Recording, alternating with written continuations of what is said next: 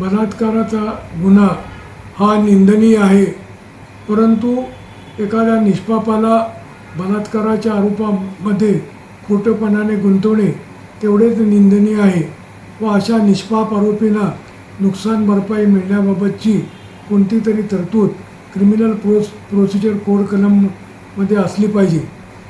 बार्शी न्यायालयात नुकताच एक खटला चालला.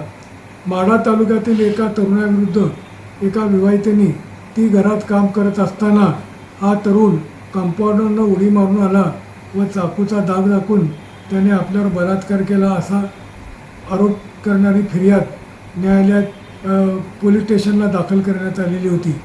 त्या फिर्यादीच्या आधारे सदर तरुणाविरुद्ध माढा पोलीस स्टेशनला गुन्हा दाखल झाला आणि त्या तरुणाला अटक करून पोलीस कस्टडीमध्ये ठेवण्यात आले व त्यानंतर न्यायालयीन कोठडीमध्ये त्याला ठेवण्यात आले. त्यानंतर कित्येक दिवसानंतर त्या आरोपीची जामिनावर मुक्तता झाली. सदर खटल्याची नुकतीच सुनावणी बार्शी सत्र न्यायालयात झाली.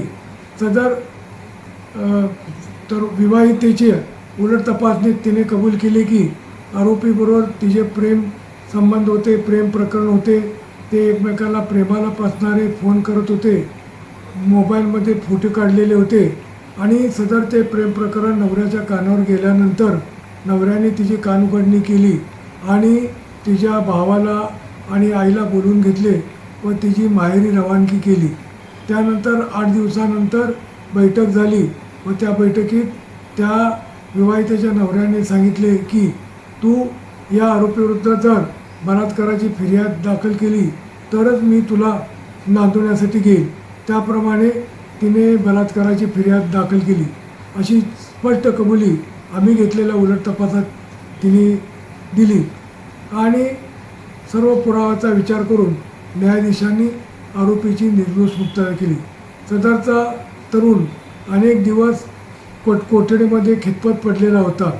अशा खोट्या आरोपामुळे त्याला मानसिक शारीरिक त्रास जो झाला व त्याचे मानसिक खच्चीकरण व बदनामी झाली त्याबद्दल त्याला नुकसान भरपाई मिळणे अत्यंत गरजेचे आहे. परंतु दुर्दैवाने आपल्या क्रिमिनल प्रोसिजर कोडमध्ये आरोपीला नुकसान भरपाई देण्याची कुठलीही तरतूद नाही. आता 1 जुलैपासून नवीन क्रिमिनल प्रोसिजर कोड चालू होत आहे, त्यामध्ये सुद्धा दुर्दैवाने कुठलीही तरतूद केलेली नाही. तर अशी तरतूद करायला पाहिजे जेणेकरून अशा तरुणांना सुद्धा न्याय मिळेल.